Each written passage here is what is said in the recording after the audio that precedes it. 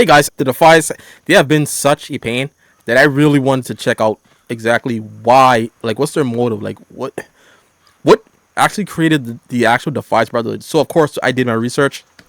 We're going to be watching a lore from the homie novel on the Defias Brotherhood. Let's go.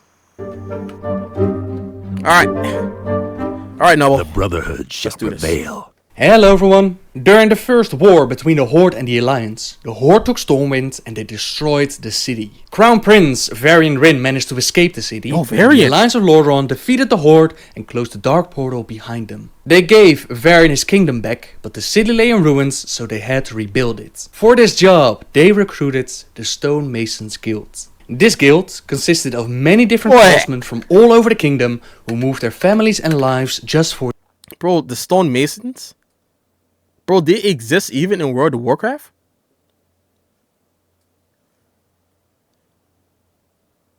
this job. They chose Edwin Van Cleef as their leader, and the amount of members has been described as a small army. This small army did a fantastic job. Not only did they rebuild Stormwind, they made it better than before, even including a section for the new Dwarven and Gnome allies. The Gnomes then constructed the gigantic underground tunnel connecting Ironforge to Stormwind to make sure that their alliance stayed strong and that they could move troops and resources faster. Oh, that's Once cool. the job was done, the did Stonemasons wanted to be paid for their work, so they asked for their money. This project took several years, and by this time Varian had married Tiffin, she had given birth to Anduin, and the Black Dragon Onyxia had infiltrated.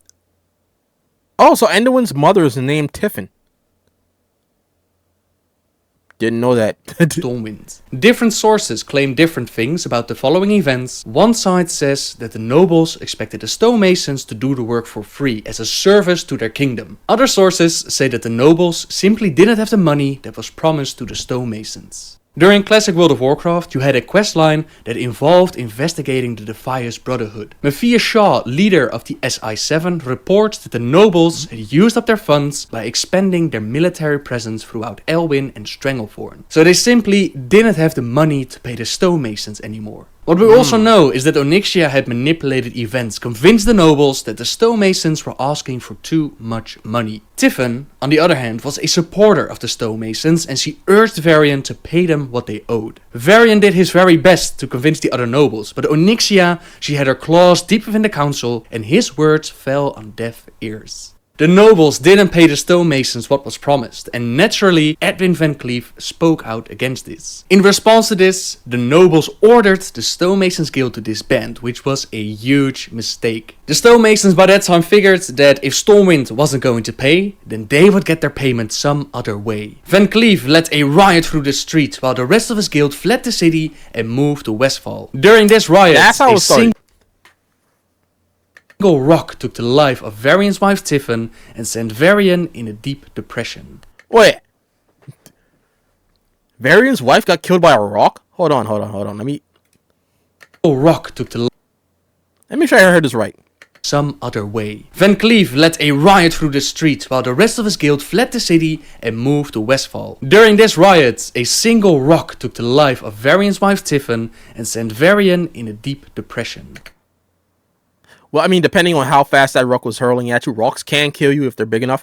Let me see. I tried to meditate, and a lot of good that did. My saddest memory, the disagreement became a riot. Tiffin was killed.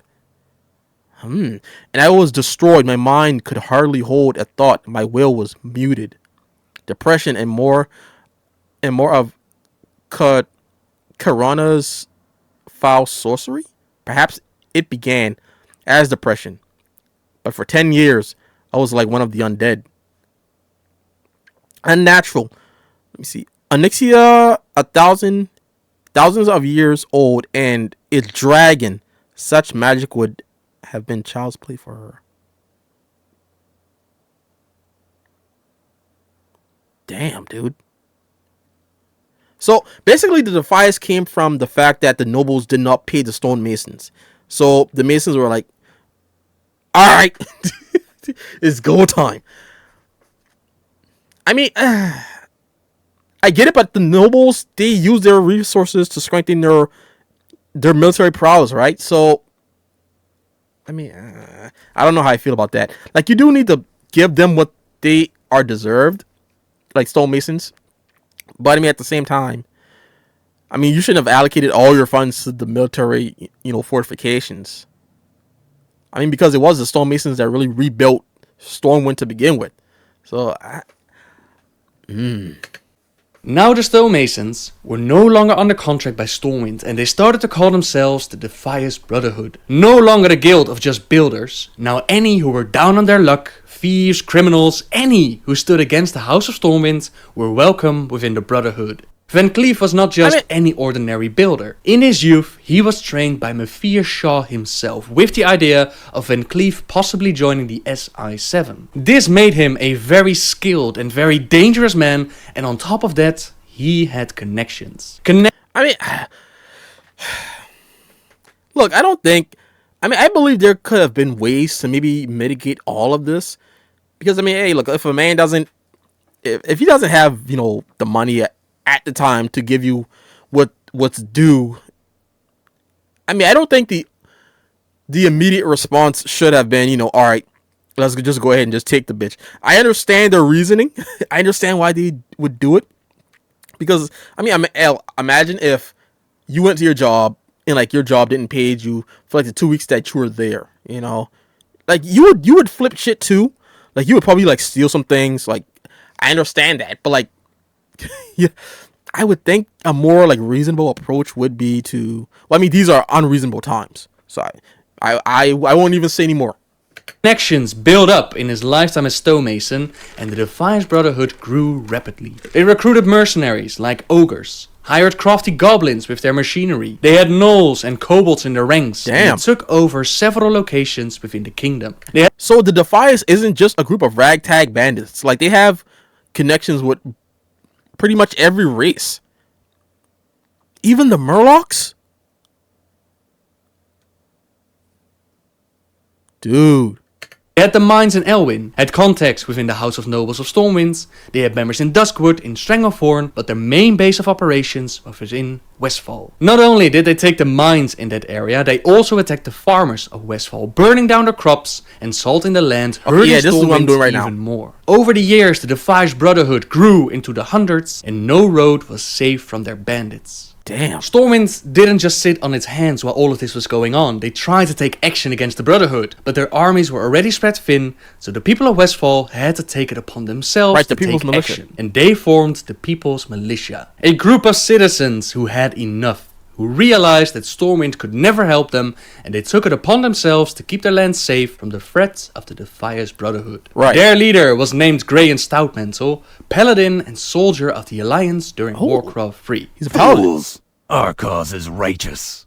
Stoutmantle and his militia recruited heroes from the Alliance not only to kill the Defias, but also to find out where they were, who they were, and what they were up to. This involved a huge questline spreading over 3 zones, and eventually you would find out about the history of the stonemasons and Edwin Van Cleef himself. Ooh. The Defias wasn't just about robbing people, that was a means to an end. Their bigger plan was to take revenge on Stormwind by building a gigantic juggernaut ship. This ship was crafted after the designs of the Horde, and they wanted to attack Stormwind from the sea. I couldn't find out exactly why this ship was such a huge threat. Apparently, like, what's the end goal, bro? Like, I understand. The reasoning for all of this was because, the stonemasons didn't get paid. But to say they wanted their revenge on Stormwind, they want to destroy Stormwind, okay, but what's next? I'm guessing they would just conquer the actual capital and maybe establish, like, their own form of government. So, like, what end is all of this, Single ship could deal massive damage to Stormwind, so let's just go with it. By the time that we find out about all of this, the construction of the ship was nearly complete, so something had to be done, and it had to be done fast. The heroes I made think their this way is kind of through the going to, landmines. like, spoilers, but I do want to figure out, like, the whole nature of the Defias Brotherhood, so it's like, I'm kind of spoiling myself. I'm gonna do this regardless, but, like, fuck, dude. I don't know if I should keep going, but this is getting good. I don't know if I should... Killed several mercenaries along the way until they reached the man who was leading it all. From the shadows he appeared together with his Defias blackguards. Lapdogs, all of you. The heroes prevailed and they took down the man behind the Defias Brotherhood. Not only did they kill him, they also decapitated him to take his head with them to prove that he was really dead. The death of Van Cleef did not mean the end of the Defias Brotherhood, since Onyxia wasn't quite done with them yet. As I mentioned earlier, Onyxia had infiltrated Stormwind, and she did this under the disguise of Lady Prestor. When Tiff... Wait, so this Onyxia person is actually a dragon? Wait, is this Onyxia dragon thing a member of what's that shit called? Like the dragon, like the dragonflight. Tiffin died, Varian fell into a deep depression and he became very vulnerable to Onyxia's magic. It looked like she had complete control over him, but what she didn't count on was Anduin. The love for his son gave the king the strength to break free from her control, so she had to come up with a new plan. She hired the Defias Brotherhood to kidnap the king as he went on a secret diplomatic mission to Fenimore. The Defias Brotherhood managed to capture the king, they brought him to Onyxia and she split Varian in two. One strong-willed Varian, which she would kill, and one weak-willed Varian, which she would use as a puppet to rule the kingdom from behind the curtains. Her plan... Well, wait, what? Nah, bruh. Nah, this... Okay, nah. We're just getting into, like, silly territory. This Onyxia person split Varian's soul? Hold on, let me see if I heard this correctly. She split Varian in two. Brotherhood to kidnap the king as he went on a secret diplomatic mission to Fenimore. The Defias Brotherhood managed to capture the king, they brought him to Onyxia and she split Varian in two. One strong-willed Varian, which she would kill, and... Wait, like, did she split his soul or, like clone him? And one weak-willed Varian, which she would use as a puppet to rule the kingdom from behind the curtains. Her plan was successful until the Naga attacked. The two Variants escaped and the strong-willed Varian jumped into the ocean while the weak-willed Varian was captured by the Naga and would later be ransomed back to Stormwind. The rest of the story is more about Varian, but the point is that the Defias Brotherhood is still alive and kicking. Chopping off one head of the beast did not kill their organization, and unknown to everyone was that Van Cleef was not alone on the ship. He had a daughter, namely Vanessa Van Cleef, and Vanessa saw how 5 so-called heroes murdered her own father and chopped off his head right in front of her own eyes. After these horrific events, she made her way out of the dead mines all the way to the Seldene's farm. Farmer Seldene and his wife Selma were very kind people and they... Yo, that same bitch that I had to do, that same bitch that I had to help, like, make that, like, that's weird-ass stew. Took care of Vanessa when she walked into their home and collapsed on the floor. Vanessa lied to them and told them that she couldn't remember who she was or where she came from, so they named her Hope. But in truth, Vanessa started to plan her revenge against those who took her father away from her. I bet.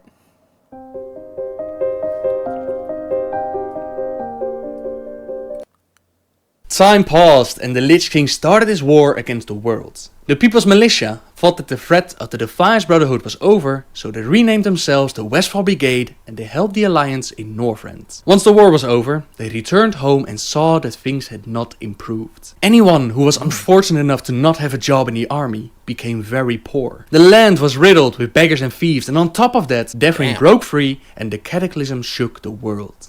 This was the opportunity Vanessa had been waiting for and she made her move. She had Gnolls attack Sentinel Hill to keep the militia busy while she recruited new members. Amongst them were Glubak, a powerful ogre mage, Helix Gearbreaker, a goblin who used to work for the Horde, and Admiral Ripsnarl. Ripsnarl used to be a human named James Harrington, but he somehow became a Worgen and murdered his own daughter, son and wife. He was recruited to command the Juggernaut when it was ready to move out and attack the city of Stormwind. All of this story is not directly revealed when you reach Westfall. It all begins with the murder of poor old Blanchy and the farmer's Furbrow. This leads into a huge investigation, which reveals that it was Vanessa who put out the hit on the farmers. Wait, the same farmers that, like, you encounter as soon as you walk into Westfall? Yo, they were murdered? No.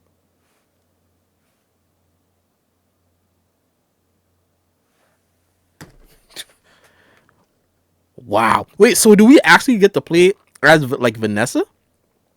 I mean, I see I mean, unless this is just Nobbel's character. I think this is just Nobbel's character.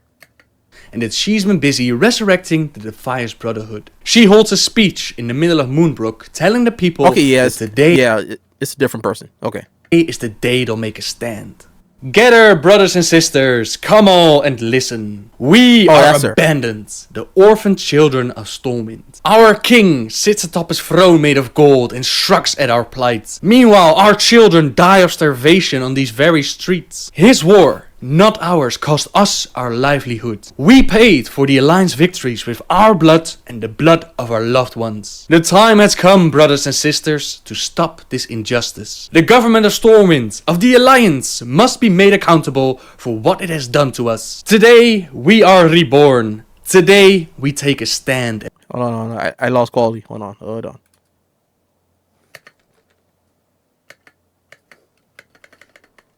As men and women, not nameless, faceless numbers. Here. Okay, so she just made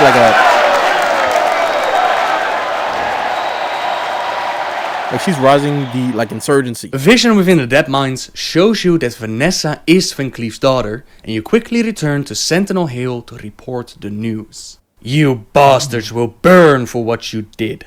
Out of the tower, Hope Seldine moves to the group gathered. In her disguise, she was able to overhear everything that the militia did, and as promised, the day of reckoning had come. Vanessa revealed herself, and out of the shadows the Defias Brotherhood struck, freeing Captain Ripsnarl and burning Sentinel Hill to the ground. Before Vanessa left, they asked her, why? Why did the Fur Brawls have to die? To which Vanessa explains that they had recognized her for who she really was. She couldn't take the chance of being exposed, so the farmers had to die, although she took no pleasure out of their deaths. She decides to spare your life, since you've helped her with her cause, even if you didn't know it yourself. With Sentinel Hill burning, you're sent to Stormwind to warn the king about what had happened. In response, Varian promises to send more troops to Westfall to reclaim the hill. This took care of the immediate threat, but we still had to worry about the Defias within the Dead Mines. We got the task of clearing out the Dead Mines once again, and along the way we took out Vanessa's henchmen. At low level, Captain Cookie will come out and act as a decoy, but at level 85 we faced off against the real kingpin of the Defias Brotherhood. Holy I've been shit. waiting a long time for this, you know. Yo, let's fucking go. We actually get to fight her. Yo, look at those shoulders. Can I get those shoulders? Can I get that gear? Yo, she got some nice thighs. I'm gonna have to do some proper research on this character later. Holy God damn. Biding my time, building my forces, studying the minds of my enemies. I was never very good at hand-to-hand combat, you know. Not like my Yo, why does she sound like also she sounds like Azula from from Avatar. father. A little bit. But I always excelled at poisons. Especially venoms that affect the mind. Yo, she used Scarecrow's fear toxin.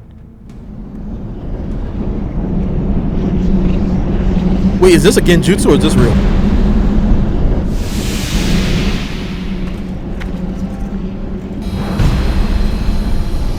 Poor Glubtuck. When his powers manifested, his own ogre mound was the first to burn. Deep within his soul, the one thing he feared most of all was himself. Most rogues prefer to cloak themselves in the shadows, but not Helix. I think this is a genjutsu. You never know what skitters in the darkness. Can you imagine the life of a machine? A simple spark can mean the difference between life and death.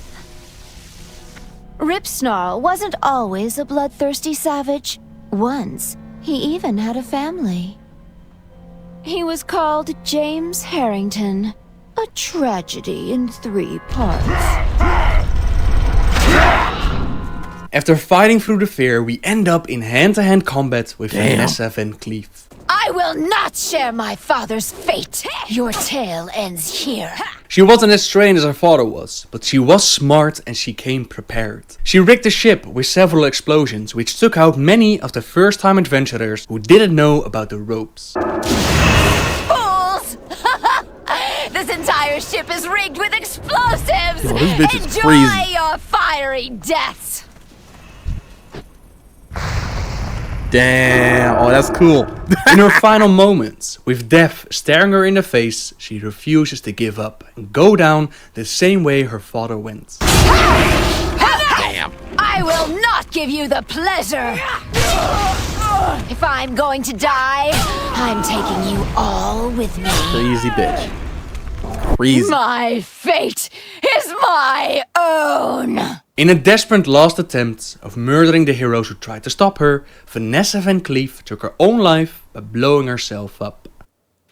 Which brings us to the end of the story of the Defias Brotherhood, at least for this moment. As long as Stormwind can't take care of its own citizens, the Defias will never truly be gone. This is the first time that I actually feel sympathy. Yo, this reminds me so much of Final Fantasy 14 with the. I mean, that's kind of a spoiler. I won't say anymore. But they also had like an uprising where. That's kind of a spoiler. That's to say, similar things have happened, man. But I mean, it makes sense, you know. A kingdom can't take care of every citizen, so things like this do happen. So, but yeah, I do see like a lot of similarities, bro. Holy shit, like there are so many similarities. But again, I don't want to say anything for those who haven't played the game yet. Go play Final Fantasy 14. Wow. Sympathy for an organization that's supposed to be bad. In reality, they were just pawns used by Onyxia. They were the victims of the story. The House of Nobles were the ones who refused to pay them. And sure, their actions Wait, were refused? I thought they couldn't. I thought the nobles actually couldn't pay them. not good or right, but revenge is a very powerful motivation. Who knows what might have happened to the Van Cleefs if they were just paid for the work that they had done. Right. And there's still one thing left unanswered. Who is Vanessa's mother? Will she possibly take up the mantle of Kingpin one day? Are there more children yeah. that we didn't know about? Who can say, but for the moment, the dead mines are clear again. And hopefully Stormwind will use this time to rebuild Westfall. Bring food, build homes for all those who lost their family in the name of Stormwind. That's the end of my video. Thank you very much for watching, everyone. Subscribe if you like my videos. And until next time, guys. See ya! See you, Noble. Holy shit. Okay, so that was the Defias Brotherhood. Man. Yeah, I mean, look, that's why you gotta pay people what they're owed, man. But I thought, like, literally, the nobles could not pay them. Factions, Hold on. empires, gods.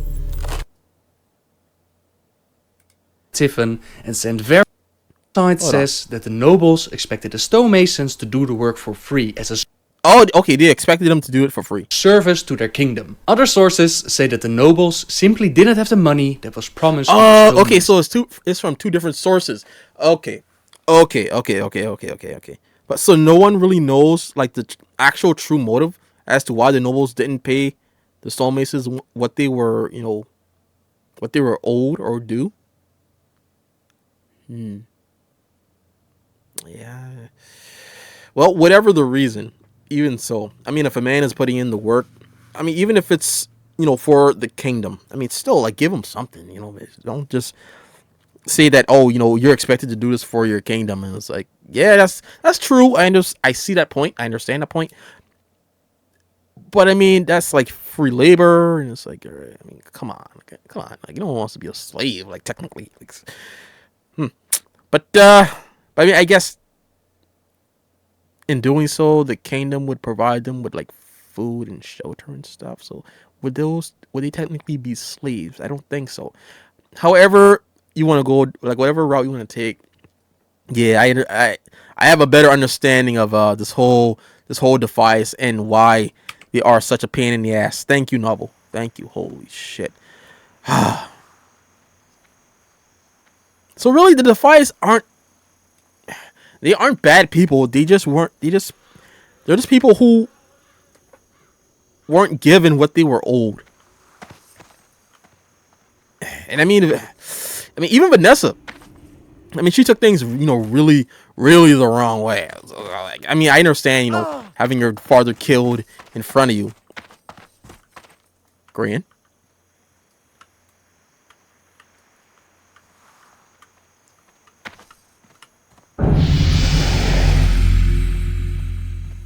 I understand having your father, killed in front of you and how that would really traumatize you. But I mean, it really sounds like these people aren't bad people. They just wanted what they were, kind of owed. So I mean, I don't know, man. It makes me appreciate, this area a little bit more now that I kind of understand more so of the Defias, their motives, what led them down the path that they did. Very cool, man. And again, like there's so much lore with World of Warcraft. Blizzard, how did you possibly fuck this up? How do you fuck this up? Like that was so good. It was a story that was so simple, but it impacted so many people in various ways. How do you fuck this up? How? Like how, man? Like this shit. Just a band of builders that wanted their dues. Like even like that shit, it became so synonymous with so many different races, so many zones. How do you fuck this up? How do you fuck up story like this? How do you fuck up lore like this, bro? I don't know. Either way, that was great. That was awesome. Nobbel, thank you. Thank you. I still need to go through the rest of Nobbel's, playlist as to the beginning of World of Warcraft. I will do that hopefully this year, man. There's just so much. There's 20 years of lore, man. And a lot of stuff you guys said has been retconned. So, like, I'm getting out of here. That was wonderful. Absolutely wonderful. Great stuff. Guys, subscribe to Nobbel. The guy's awesome. I also need to check out Platinum WoW. I need to do a lot of stuff, man. It's a lot, but like I'm excited for it. Like I'm really fucking excited for it, man. Take care. Bye-bye.